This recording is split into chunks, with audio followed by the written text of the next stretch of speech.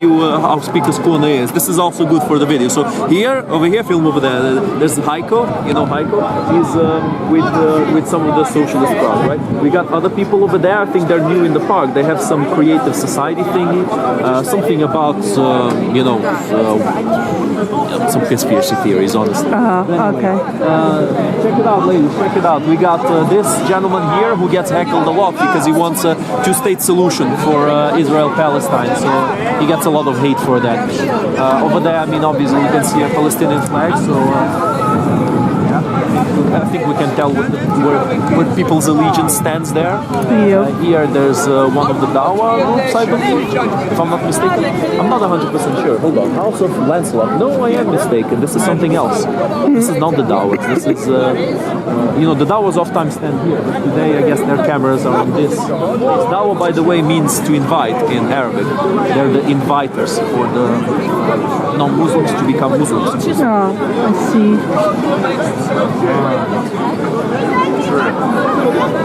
We haven't converted. So there's no taboo or you I'm not sure what this crowd is about. Oh, there's one of the Dawa guys with the monster with them.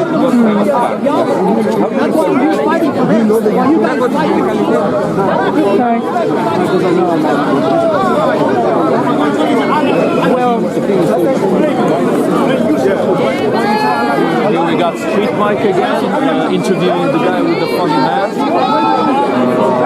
Not sure who is trying to cosplay, but people can make their own. That one lady over there, she became a regular here in the park. I'm not 100% sure what she stands for. Let's check it out.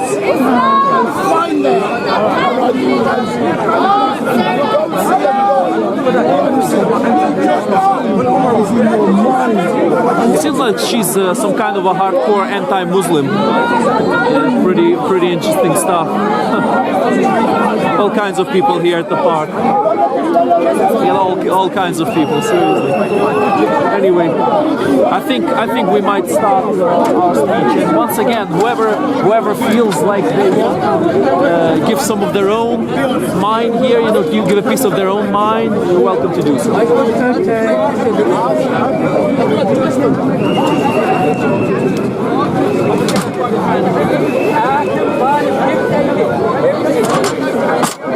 Alright, almost fell there. That's a good start, right? I totally didn't get on camera. Good afternoon, ladies and gentlemen. Today we're going to be speaking about the Ukrainian cause. I see a lot of flags here in the park, which is good. It's good to have some different opinions here, facing it off against each other.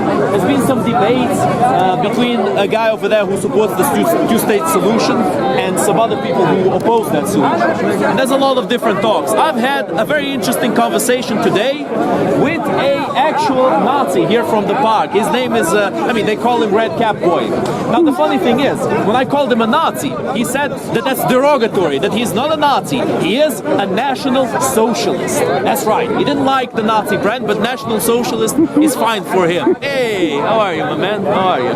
We got some people here, some of our good acquaintances. Let me turn this flag around. This side is more beautiful. This side is better. This side is more presentable.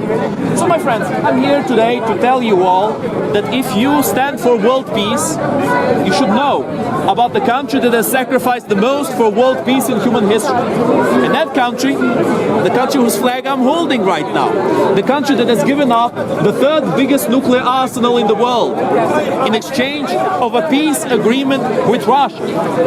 A peace agreement which Russia has broken many times over at this point and continues to break with every single day that this war keeps going on.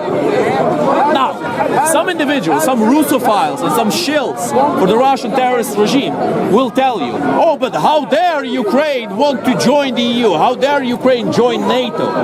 Well, my friends, Russia has acknowledged Ukrainian sovereignty, and Russia has said so itself. Putin has said that Ukraine is a sovereign country in the past, before starting the war, of course. But I guess he forgotten about all the things that he used to say, because power came to his head. In fact, maybe power was in his head through his whole life. As Putin, as we all should know, is an ex-KGB agent. This supposedly self-proclaimed Christian country has has a ex-KGB agent as a president and another ex-KGB agent as the leader of their church. That's right, the leader of the Russian Moscovite Patriarchate is an ex-KGB agent. Now, if any of you, my friends, has heard of an individual called Yuri Bezmenov, he's a very important person to talk about. He is an ex-KGB agent himself, and he has exposed the way that the Soviet Union and modern-day Russia does subversion. Come again. Who? I can't hear you. I seriously can't hear you. Could you come closer? Something Iraq. You fight with Iraq? You fight there. But did Ukraine fight in Iraq though? Are you sure about that? Are you sure about that? That's the right. You think Ukraine? No, wait, whoa. Why are you leaving? Don't you want to be informed? Don't you want to be proven wrong? I guess not. I guess he wants to be right no matter what. Okay, so this is a lovely little misconception. Oh, but Ukraine fought in Iraq. Ukraine killed Iraqis, right? No, wrong. Ukraine did not participate in a single active operation in Iraq. Ukrainians were doing humanitarian help there. In fact, I can give you some evidence of that. The losses of the Ukrainians who went to Iraq are 3 men throughout the whole war. What does that prove, you might ask? Well, it proves that the Ukrainians were not participating in the active military duties. That's what it proves. But of course, ignorant individuals, unfortunately, do not want to stick around after asking a question. And you will notice this very often. These individuals will come to you and they will ask you something. And then they immediately leave. They don't want to hear the answer. They don't want to hear what you have to say. They just want to ask it to try to get you to lose your footing in the conversation. And then they leave. They run away. It's very unfortunate, truly.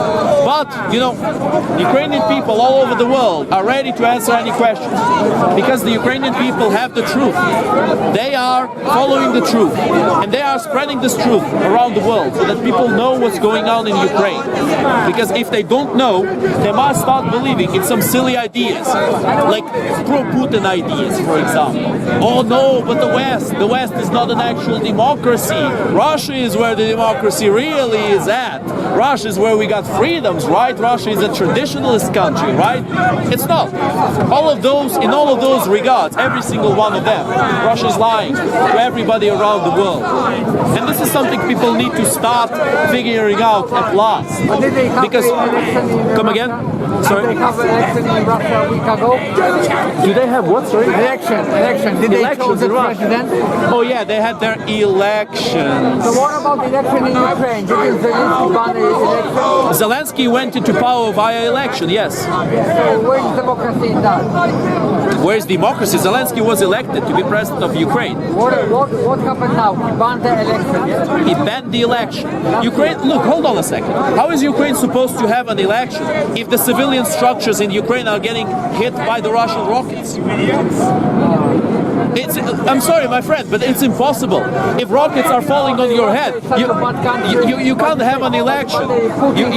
No. I am very sorry, but you can't have an election where there's literally rockets falling on your capital, on the places where you might start voting. Like this is silly stuff. When you drag the people out of the streets into the van and send them into crime. The freedom in Ukraine. It's very interesting to me that you. It's very interesting to me. It's very interesting to me that you are mentioning this stuff in particular, and you're not talking about the reason why there's a mobilization going on in Ukraine, and that reason is Putin and Putin's Russia. But of course, we should focus on the small faults on Ukraine instead of focusing on the big faults of Russia. Who told what? Zelensky to be president. Who what? Who put your president into that position? The people voted for him. The billionaire. What? You know Kolomoisky is in jail. But who chose Oh, so hold on a second. The guy who you say that chose Zelensky to be president is now in jail. So why is Zelensky president? Yeah, exactly my question. No, but he's president now because he was chosen by the people. You're missing my point. It's going over your head. If Kolomoisky had the power to elect the next president by himself, he would not be in jail. He's in jail now. Congratulations, your point is is meaningless. What was the argument of Zelensky before he became president? What was his I can feel some Russian propaganda coming here, but you need to remember your propaganda first, so I can debunk it properly. I'm not from Russia, but I stand for Russia, yeah. You stand for Russia. So you stand Why do you stand against for Russia? Here's the question for you. They are on the right side. What right side? On the far right side, you mean? Maybe on the far left side. They've got commies supporting them also, just like they got Nazis supporting them. Did you support Nazis? No, I don't support Nazis. That's why I don't support Russia. By Ukraine, did Ukraine stand on the Nazi side? No, it didn't. Are you sure? I'm certain. So in 1941 they didn't. Oh, here we go. We're gonna start going into some revisionist history. Okay, let's talk about this. Who fought Nazis in Second World War? The Ukrainians also fought the Nazis. Who sacrificed the most for the Ukrainians sacrificed more than the Russians. 27 million Russians. The Ukrainians lost more percentage of their population than the Russians. You should look up your numbers, my friend. You are very misinformed. You're deeply misinformed by the Russian propaganda machine. You need to inform yourself. Huh? When did the war in Oh, here we go. We start going on about the questions. Let me talk to you about one specific thing, my friend. You probably heard from your Russian handlers. You probably heard the name Stepan Bandera. You probably know this name, don't you? Do you remember who he was? nationalist? A nationalist, right? A nationalist. The Russians scream and shout about how Stepan Bandera, oh no, he was a Nazi, he was a Nazi. But you know, Stepan Bandera was put in jail by the Nazis because they figured out he wanted to do an insurrection against them. He was planning that insurrection since day one. Now the communists tried to exterminate the Ukrainian people. That's why Stepan Bandera accepted weapons from the Nazi Germans. And then he was planning an insurrection against them, and he was put in jail for that. But of course, you don't talk about this. Of course, you don't know about this. You only know about the propaganda that the Russians have put in your head. But I am glad that you came up with this conversation. What was the Zelensky main point when he came to election? Why he was chosen to be elected? Why he was chosen by Ukrainian people to be a president? Because the Ukrainians were tired of the previous president. No, because he was promised that he will make a peace with Russia. Is that true or not?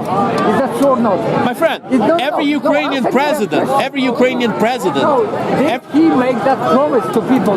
My friend, Zelensky made many promises.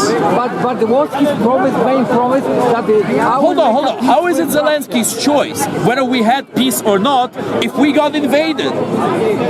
How is it his choice? How can you blame Zelensky for not having peace if he didn't attack Russia? Russia attacked us. It's like, hold on, my friends, let me give you an example. I say I'm a peaceful man. I don't want to fight with anyone. And then this guy punches me in the face and I punch him back. And people are like, oh, but you said you're a peaceful man. Why did you punch him? I have a question. Go on. Why did Ukraine send armies in 2003 with the British bombing Donbass and Iraq? Okay, this is the same exact question. I hope you will not leave before I answer your question, because the previous guy who asked this, he asked and he left immediately. So Ukraine has sent troops as humanitarian help. The troops that Ukraine has sent were not part of a single active military expedition in Iraq. They were only doing humanitarian help. Humanitarian help. Humanitarian help? Yes. When they went with the British were invading Iraq and the American army were invading Iraq. Do you know what humanitarian help is? Humanitarian help means providing people with clean water, with food, rebuilding buildings, watching the roads. You know what I mean? That kind of stuff. That's humanitarian help. Do you know the losses that the Ukrainian troops sent to Iraq had in Iraq? 3 throughout the whole war. That's not the losses of a country who's in an active war. Ukrainians were not participating in this war. But I'm glad you asked this. This is very important for people to know that the Ukrainians did not participate in any active military duties in Iraq. They were only doing humanitarian help there. Look. Brother, can you speak about the Nazi problem in Ukraine? Yes, I can speak about the Nazi problem in Ukraine. There's 3 very big Nazi battalions in Ukraine. Their names are the Wagner Group, Rusich, and the Sparta Battalion. All of them came from Russia to destroy the Ukrainian government and take over the Ukrainian government. gentlemen. Can you back this up? Can you back it up with evidence? Oh, if I can back with evidence that the Wagner Group is a Nazi group, of course I will back it with evidence. Do you know who's the founder of the Wagner Group? Yes, he was killed. Prigozhin. No, that's not the No, founder. sorry, the founder. No, go ahead. Dmitry Utkin. Right, okay. AKA Wagner.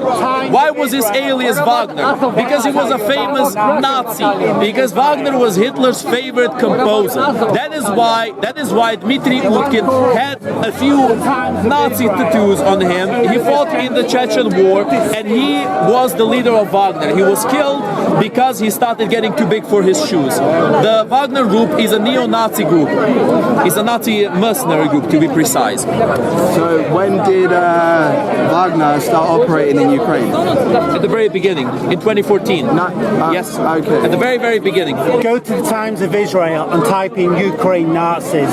They'll give you the truth about the Nazis in Ukraine. Is he not credible then? About the He's got a Ukraine flag supporting war. And he's Supporting always war. supported war. Hold on, who started the war, Dust? That's his whole thing. Who started the at war, the Dust? Ukraine part. Who started the war, Dust? Ukraine. Who Go to started the the Times war? of Israel. Dust, who started the war? You're the man Who started that the comes war? to this park before the war saying started how the great war? war is.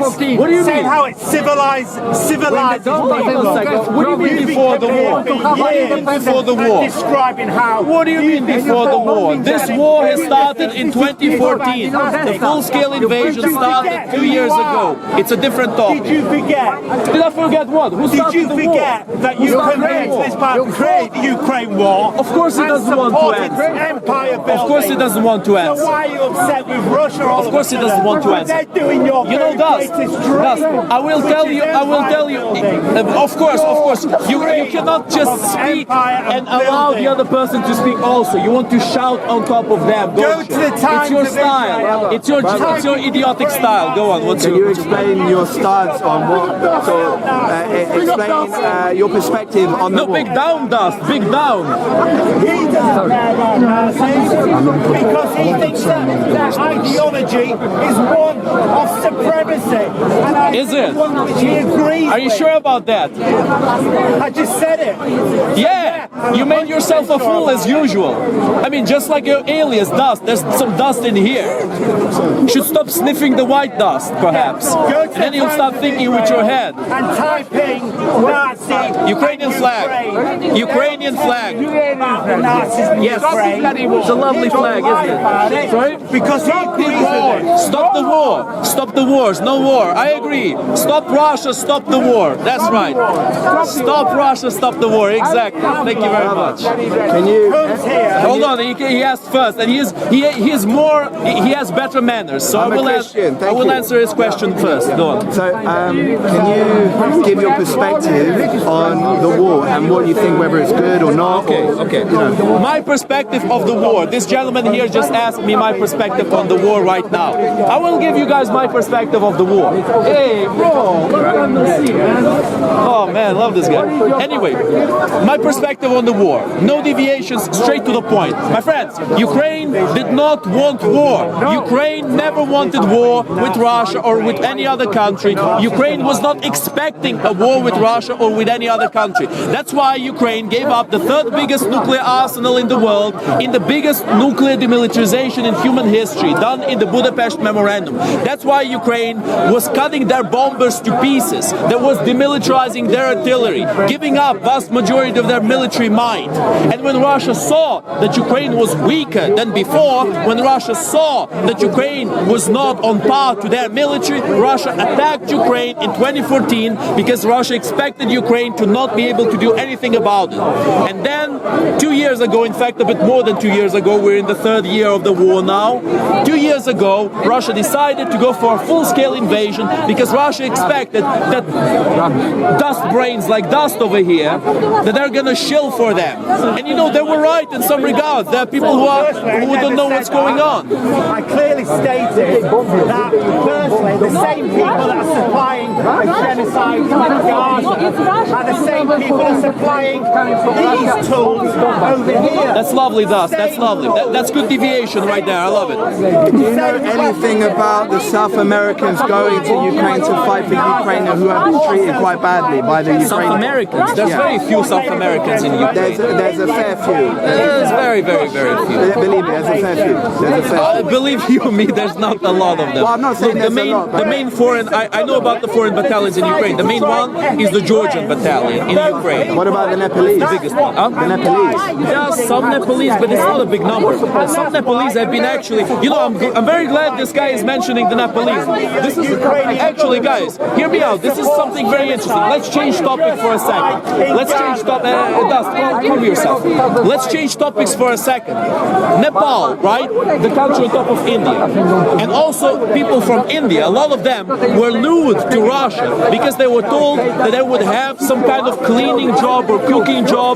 You know what happened when they came to Russia and they were getting ready to mop the floors in Russia? They were sent to the front line. The Russians put a gun to their head and said, okay, now we go and fight. No training, nothing. It became a big scandal. But of course, the Russians don't care. The Russians don't care about the lack of, what's the name? About the lack of international politics that they respect. They don't respect international politics. They don't care about the terrible reputation they have.